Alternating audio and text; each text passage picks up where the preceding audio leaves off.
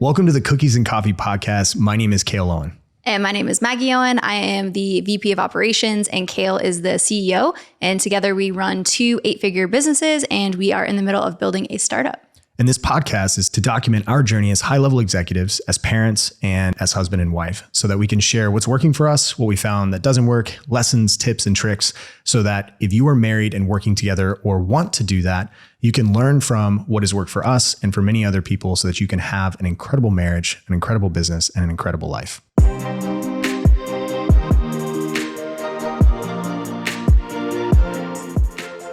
All right, welcome back to the podcast. This is episode 2, talking about the top 10 reasons why people get divorced and kind of breaking down what those reasons are, and then also how you can basically not have to worry about those and maybe fix those issues inside of your relationship, your marriage, and try to not get divorced. That would be the goal. Yeah. If you can work it out, because as couples, you're way more powerful together.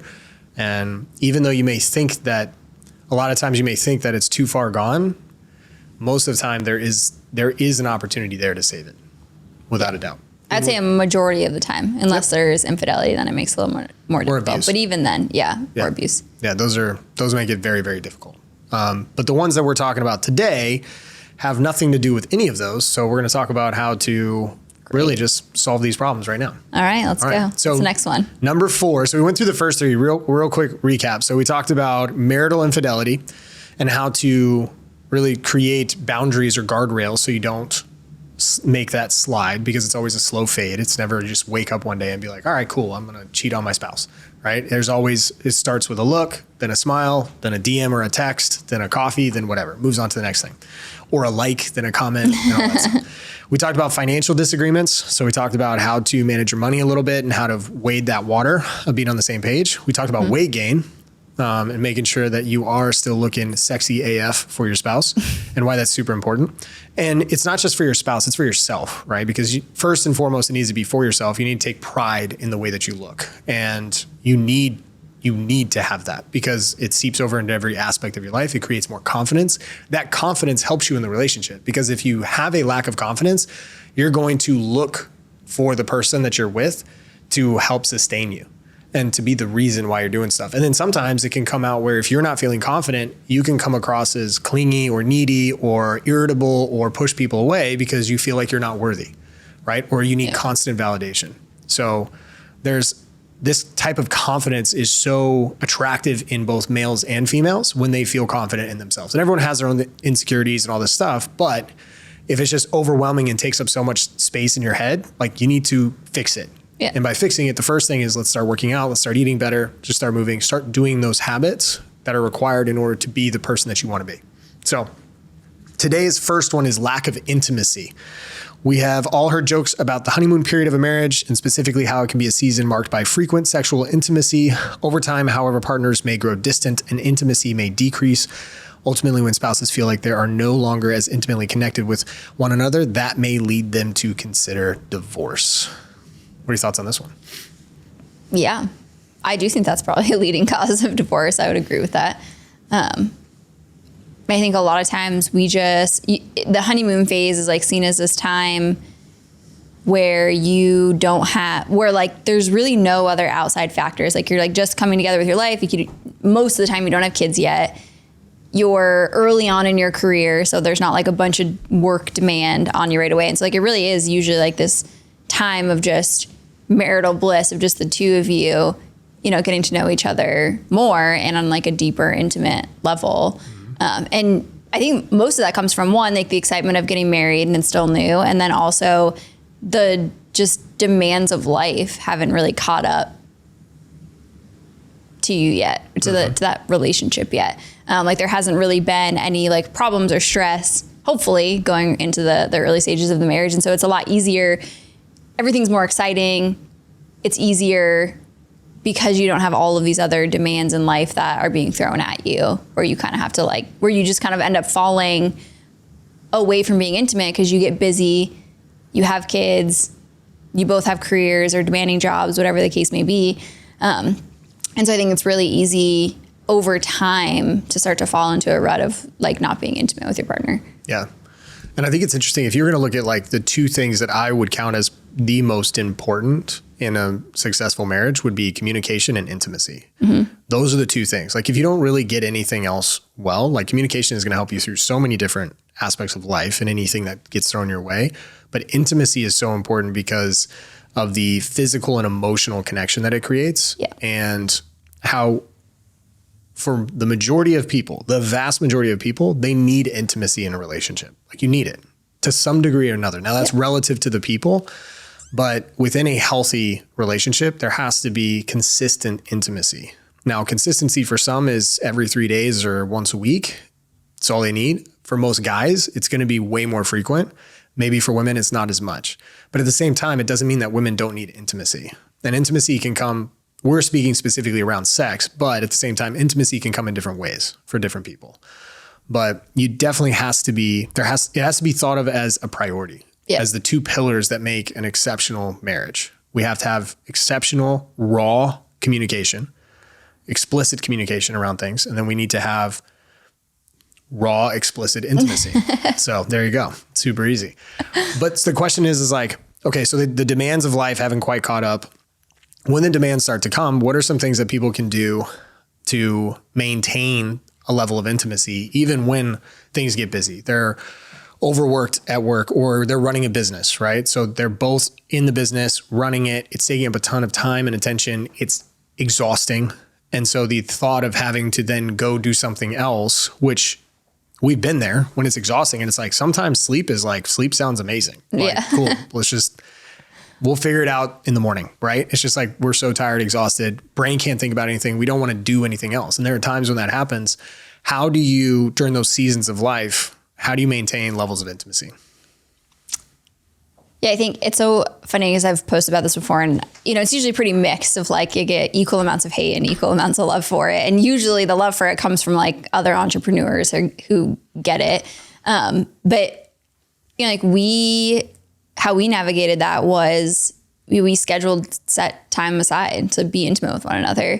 And it sounds like, the hate comments are, like that's so unromantic and that's not organic and like all these things. But if you allow life to take over, you're just going to forget about it. Like things are going to come up, and there are times where like sleep does seem like a priority, and we do need to get sleep in. So what that might look like, I know, like as an example of this for you and I, sometimes if we're really busy during the week, we'll say, let's not go to the gym this morning. Like we'll forego our normal routine on a Wednesday or a Thursday or like a random day of the week, because we know that we are now so connected where if we start to notice the disconnect. Like we're like more irritable towards one another. We're just irritable in general.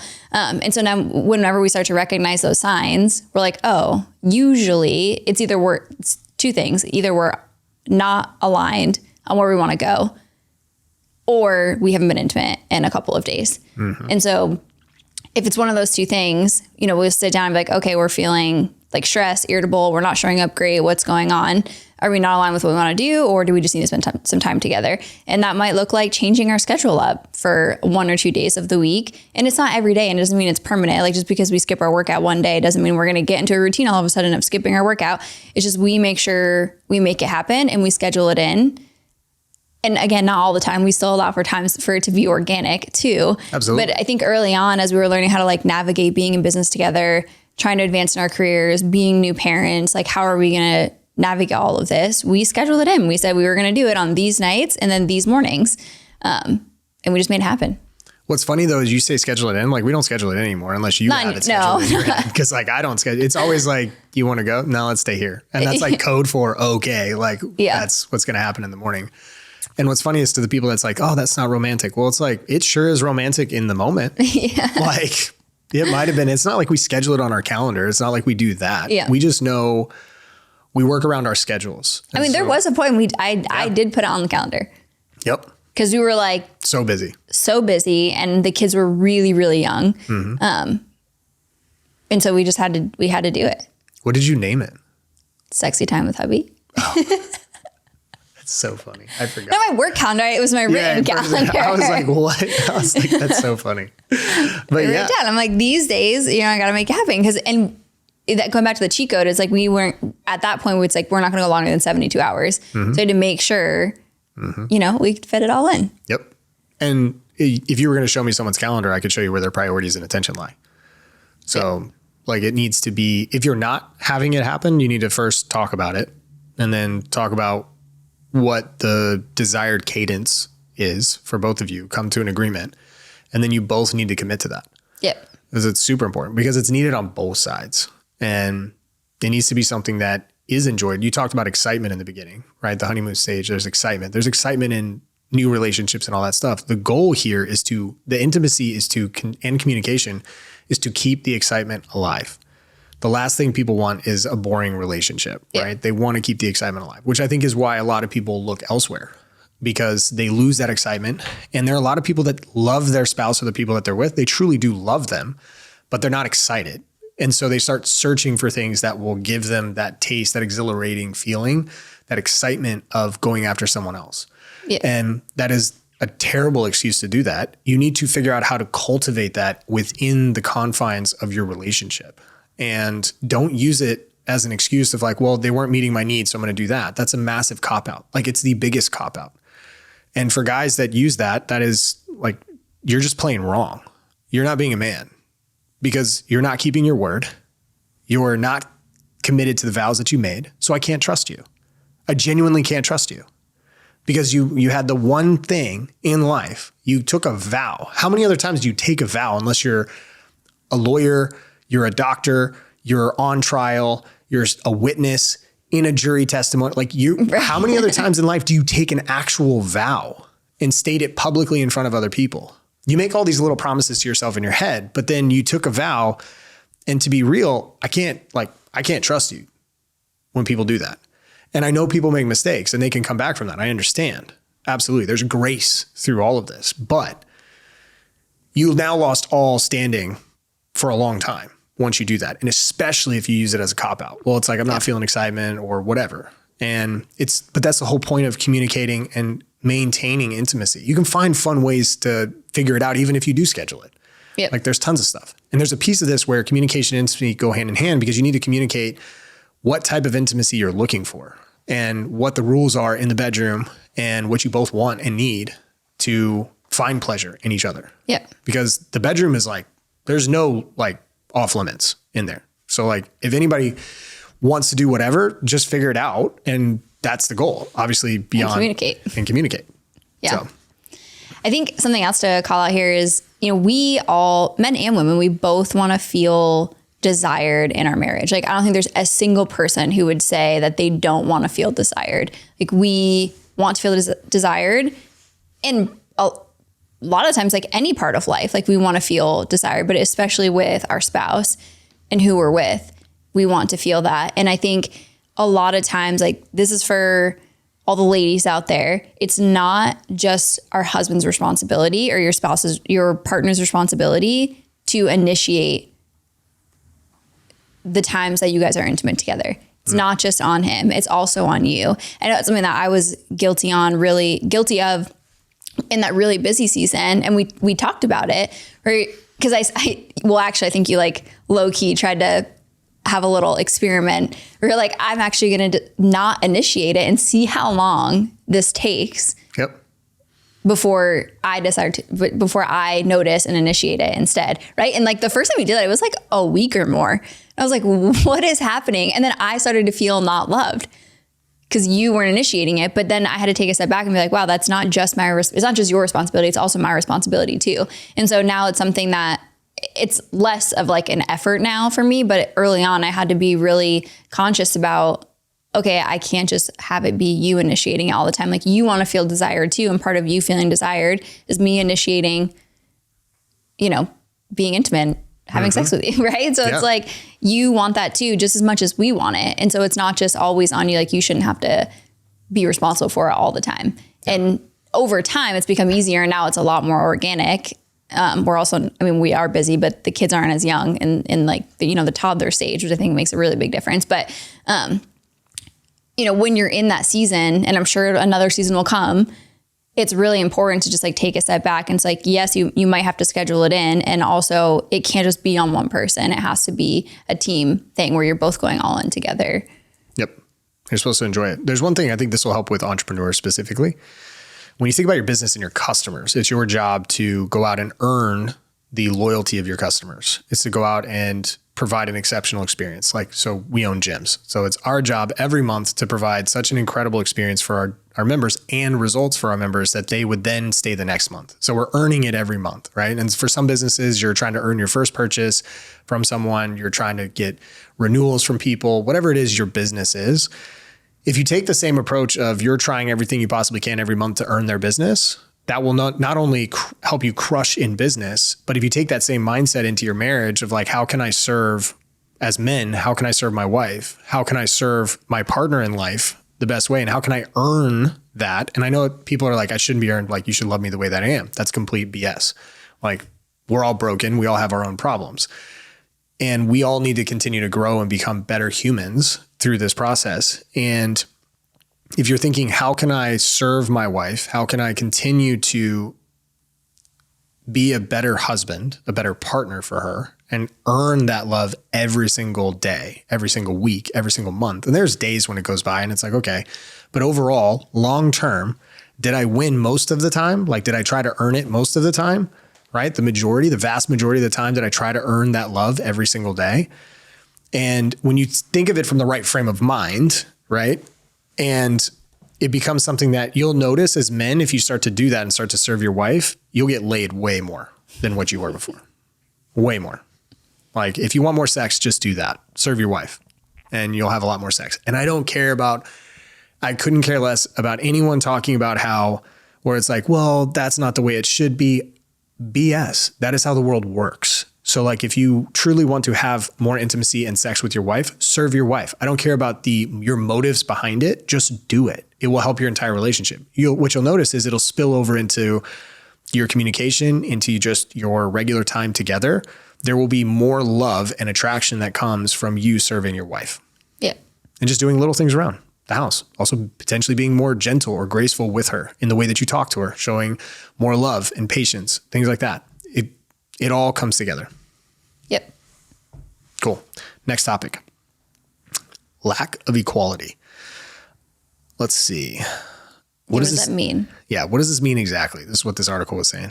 If one partner feels like they are doing the lion's share of the work around the house and or contributing the most to the family's bottom line, that can sometimes lead to resentment.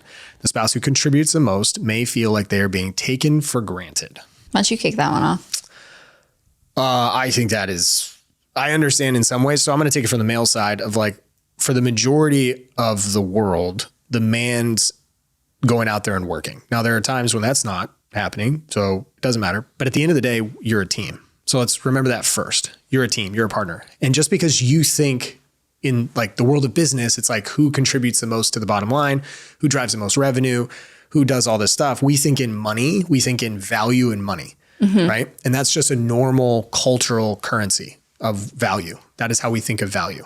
And for men, it's really easy to think, well, I make the most amount of money. I'm paying for this house. I'm doing all this stuff. You should serve me, which is the worst way to think about something when it comes to, or think about a marriage and a relationship, because you're just going to get screwed, because you're just going to be an overlord. You're going to be a dictator. You're going to be someone that is demanding love and respect rather than earning it every single day, which means that it will be fake. It won't be real.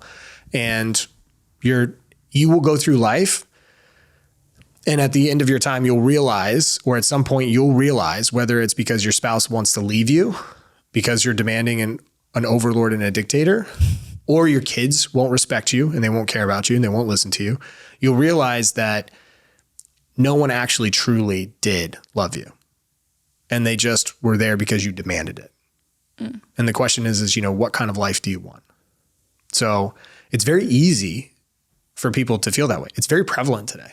Yeah. Where men are like, this idea of women only want you for the protection, the security, the money, all those things.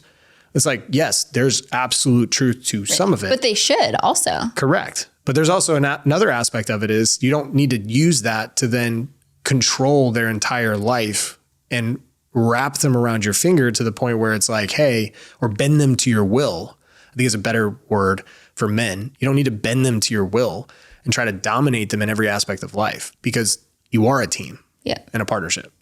Yeah. I think that's the most important thing is like, it's a team effort and the roles inside the team are going to look different. And so, you brought up the business aspect, and I think about that too. And so in business terms, it's like, you being the CEO and me being the VP of operations are technically, you drive more value to the business than I do. But it doesn't mean that our roles are any less contribute any less to the business. We contribute equally to the business. The results are just different because our roles are different. And so yes, you might earn more money than I do because you have a higher skill set that drives more revenue to the business. Whereas like my role is making sure the business functions and protecting the bottom line of the business. And if you were to remove me out of the equation, we'd be screwed.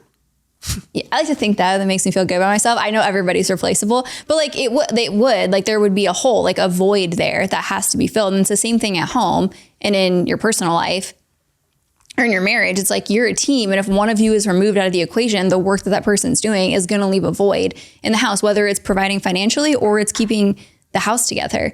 Right. And so I think it all just comes down to communication and understanding how the roles play within the team, within the marriage, right? And so like each role is going to look different. A husband's role is going to look different than a wife's role. And so I think I think we forget that. And I think we forget it because society tells us that individually we should each be able to do it all. Especially from a female standpoint, I think that's like so prevalent nowadays of like the woman should be able to have a career, make a lot of money, provide for herself, provide for her family. Like she should be able to do it all on her own, but also like should be able to be a great partner to a spouse. And it's like, we weren't designed to do it all by ourselves. Like we were designed to have a partner in life. Like that's the way that God created it, for us to have a partner in life. And so we have to remember like it's a partnership and it doesn't make sense in a partnership. If you go into partnership with somebody, which we see this all the time, people do go into partnership and they have the same exact skill set. It makes no sense, but hopefully you're going into a partnership and you have different skill sets. And so you should be responsible for different things. And I think we forget that. Like we forget that women were born to be more nurturing, loving, caring, whether you're like a stay-at-home mom or not a stay-at-home mom, but just like a homemaker in general. Like I am more, an example of this, right, is like if the school calls and the kids are sick, you're like, oh, I can drop everything and go get them. And we both could, but I'm like, I'm their mom. And like you have, not that you don't care that they're sick, but it's like you don't have that maternal instinct and be like, I'm going to go nurture my kids while they're sick. Like I'm going to still continue to stay here and provide. And I think that's okay. But I think like we just forget that. And we've communicated that. So we've talked about that because you've said that it would actually stress you out more working while they're sick and me watching them, even though they'll be okay. Right. It would just stress you out more because you feel called to do that, which is fine. I'll be like, okay, that's fine. I'm cool. I'll just keep working. You don't care. Like you would do it because it helps me out, not because you feel called to like nurture them while they're sick. Yeah. I mean, I care about them, but at the same time, if they have a cold. In a different way. Correct. Right? It's just different. Where it's like, I'm going to snuggle with them on the couch. Yeah, exactly. While they're sick. You get boogers on me and you'll just throw up. So disgusting. One other thing to think about too, for those of you that are competitive and like to keep score, it's a terrible way to think it's a terrible way to have a relationship, but maybe this will help you think about this. So you think about game theory, an infinite amount of games. The goal in life is to play as many games as possible and games could be anything from just a single day in a marriage. So you want as many days as possible in a marriage to you have different seasons in life, right? And so when you think about that, the person who's always trying to win the game and doing it at all costs because they want to win, at some point, people will stop wanting to play games with them. And they will stop wanting to do anything with them because they know that they will lose and they know that this person only cares about winning. So when you take that mindset into marriage, if your goal in marriage, as it should be, is to have it last the rest of your life, don't get married if you don't want that. But if that is the goal, then your goal is to play as many games as possible. It's an infinite amount of games. So think of it in that scenario. Stop trying to keep score, trying to win, and stop trying to think, cool, I'm contributing in this way, so this is unfair that you're not picking up the slack in this area. Your goal then is, if I'm going to play as many games as possible, I'm going to do everything I possibly can to work with the other person so we can keep playing the game of marriage and the game of life. So figuring out a way to do that, that's truly winning long term.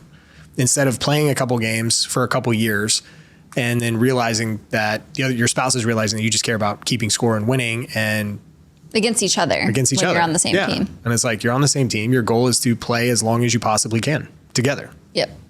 So. Yeah. Cool. Anything else on that? No. Okay. This is an interesting one. Lack of preparation. Interesting. What's it mean on that? How can you tell when you are ready to commit to marriage? There's no easy answer to that question, and yet it is undeniable that some partners approach matrimony feeling more prepared than others. And for those who enter into marriage with unrealistic expectations or with false impressions of what marriage will be like, the risk of divorce is particularly high. Yeah.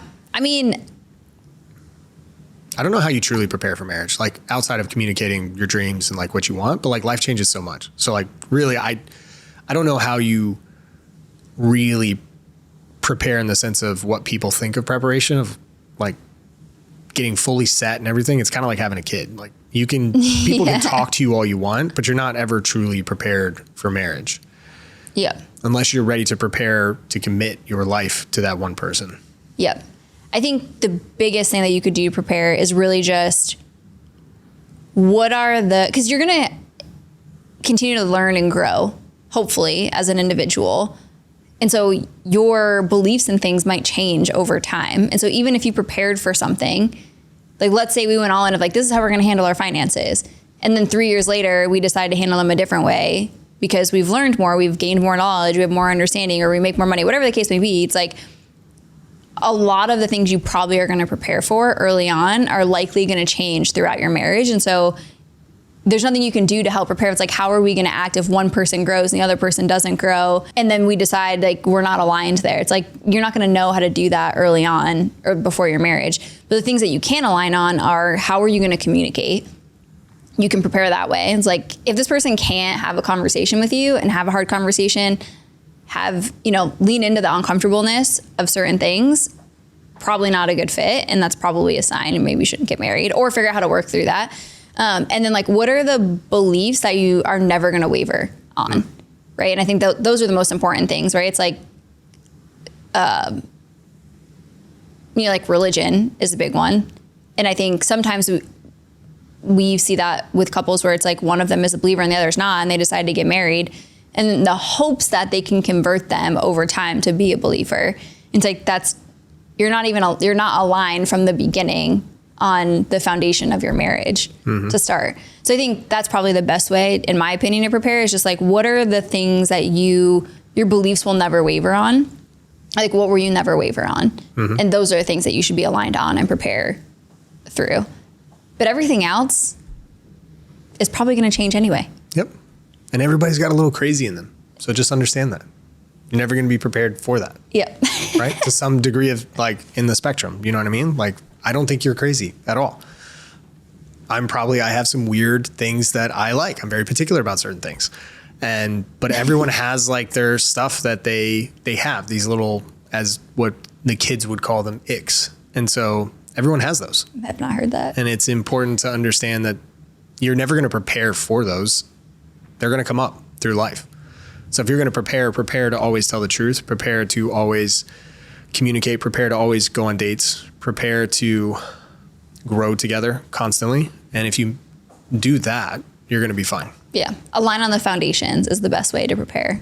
Like, what are the foundations of your marriage? Major in the majors, minor in the minors. Yeah. I love it. Cool. We're going to wrap this up. All right. Appreciate you, girl. I love you. I love you too.